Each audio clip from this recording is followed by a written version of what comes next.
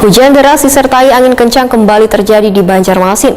Guyuran hujan yang terjadi sejak dini hari sampai jelang tengah hari pada Senin 5 September 2022 mengakibatkan terjadinya genangan di beberapa ruas jalan, salah satunya di kawasan Jalan Ahmad Yani sekitar PAL 1,5 Banjarmasin Tengah dan mengalami calap sekitar 30 cm.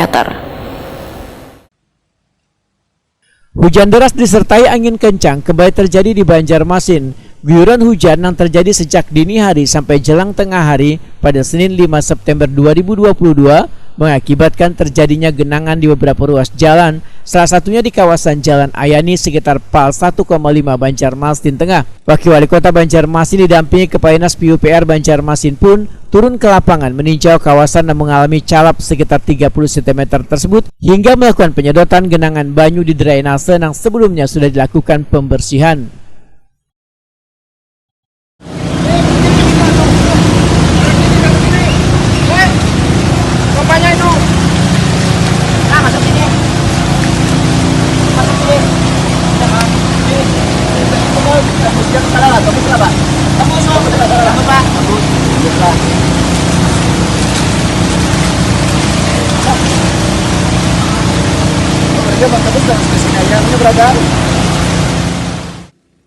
Wakil Wali Kota Banjarmasin Arifin Nur Takuni Prima TV memudahkan ada beberapa drainase di kawasan Jalan Ayani ini yang tersumbat oleh ratik, namun secepatnya dibarasi.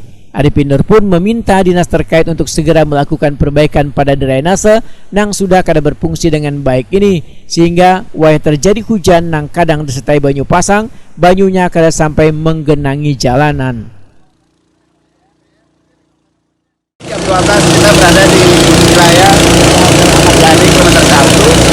Dan di sini memang terlihat dan tim dari pihak PUPR dan Balai Sungai sudah membantu menurunkan air yang ada di permukaan aspal. Dan sehingga kita cek beberapa drainase yang sudah ada yang buntu. Nah, ini akan segera kita sudah perbaiki. Beberapa di sini di contoh. Ini ada beberapa yang